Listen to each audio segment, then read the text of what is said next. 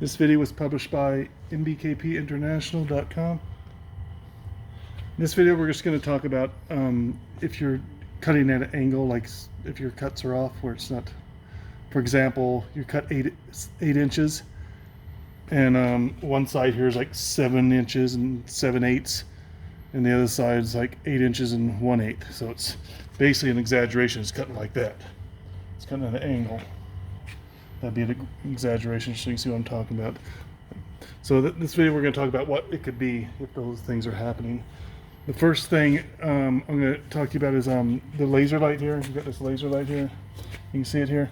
Don't go by that. If you're going by it, like it's not cutting perfectly on that. The laser light is just for like quick cuts. That doesn't have to be precise. So the laser can be a hair off.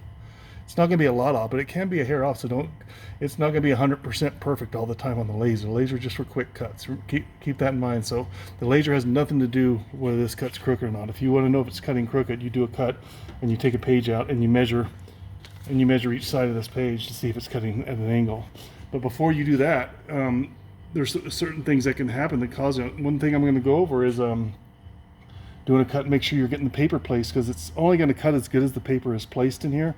If you're not putting the paper good against the back paper support, it's not going to do you good cuts, no matter how. It could be perfectly aligned perfectly, but if you're not getting the paper in there good, it's not going to do it. So let's say you want to do an 8-inch or 7-inch cut. What I like to do is just go to like maybe one inch in front of that, behind that, like go to 8 inches instead of 7. And the paper push is going to come forward to 8. And you get your stack ready as good as you can, straight like that way. And then what we're going to do is we're going to put it in here. And it's going to be against the paper push. And then use your jogger if you're having problems with it. And always, it's best to go in the middle, because you don't use the sides at all. Don't use the sides. You want to be in the middle of the paper push. So go in the middle and just get this as good as you can. You can tap it with the jogger. It's the best you can do. And then you would bring it forward to 7 inches, 7/00 if you're cutting for 7. Just doing that, it just helps the paper to be dragged against the paper push a little bit. It can help a little bit on that. So that's the first thing I want to show you, is just making sure you know how to load the paper good. Make sure you're doing that, because you don't want to do any adjustments to this or change anything if it's not off and it's just you not putting the paper in correctly. So that's the first thing. The second thing is, if you got a lot of cuts on this cutter, your blade could be dull. So I would check that next before I do any kind of adjustments. So make sure you're loading your paper good, and don't go by the laser light. That's just something for quick, easy cuts that don't have to be 100% precise. And the next thing you want to do is just check your blade. You can these blades typically last about 1,000 to 2,000 cuts. It's going to vary greatly depending on how much what you're cutting and how big the stacks are. Even if you got smaller stacks, it's obviously not going to wear them as fast. If you're doing a lot of full stacks, it's going to wear them faster. But on average, also cutting cardstock will dull blades a lot faster than just standard 20-pound paper. So on average, you'll get about 1,000 to 2,000 good clean cuts out of a blade when you're cutting standard 20-pound paper. Now, if you're doing cardstock, you can at least cut that in half, maybe even more. If you're doing a lot of cardstock, if you're doing cardstock all the time, then you'd cut that in half, maybe even more than that. But that's, and you can check your cut count here just by clicking, hit set, repeat cut, and enter. And this is a new machine, so it's just got a cut count of 2 on it. And it will keep track of all your cuts. But if you got to count past 1,000, you got to start considering. If you're past 2,000, you definitely want to change your blade. But if you got to count anywhere from 1 to 2,000, you want to consider thinking about your blade could be dull. Because if you've got a dull blade, the clamp is going to come down and hold this, but it could shift under the clamp because the blade's really pushing hard and struggling to get through it. So it could cause this to shift a little. That's an exaggeration, but it could cause it to shift a little bit to make your cuts off. Another thing is, these are all set. You go into your settings here, and you go to let's see, it's press. That's your paper press. That's the clamp coming down. It's at 7. That's the highest, and you just want to leave it there. That's what they're set to. That's what you leave it at. If for some reason somebody got in here and was messing with it, they could change that to like 1.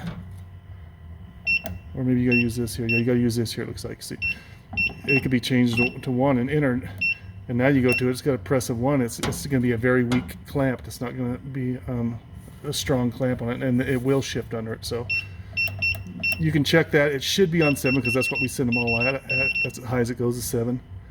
It should be on 7 when you check it, but if it's not, put it on 7. But that's the power of your clamp press. 7 is the highest and 1 is the lowest.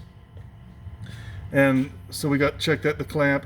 Blade could be, if all those are good, you know, and keep in mind the blade, just because it doesn't have 1,000 cuts on it, it could still be dull, you know, if you're cutting a lot of cardstock, or this happens to some people. They got employees that they mess around with these cutters and they can be cutting things they're not supposed to. Like, I'm not going to go into what they cut, but we've seen a lot of things, and it just basically chips up the blade and makes it dull. And if anybody's done anything like that, you're going to have a dull blade and you're going to have paper shifting. So anyway, the last thing you do is if all those things are good, you got a good sharp blade, your paper clamp is strong, and you're making sure you're putting it against the paper push properly and fully, is coming back here, and this is the paper push here, and this is what the paper goes against, and you can adjust these. And I don't recommend adjusting this unless you have to, because it's a fine-tuned thing that it's kind of hard to.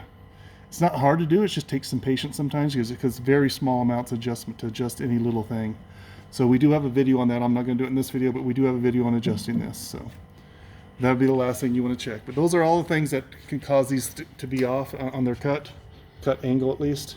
And just make sure you're using your jogger, and make sure your press is set to 7, and make sure you don't got too many cuts on this thing, because blade could be getting dull and it could just be moving under the blade. Again, I think that's pretty much, I covered about everything on this. This was for the XPC19 Pro paper cutter, but this video was published by mbkpinternational.com.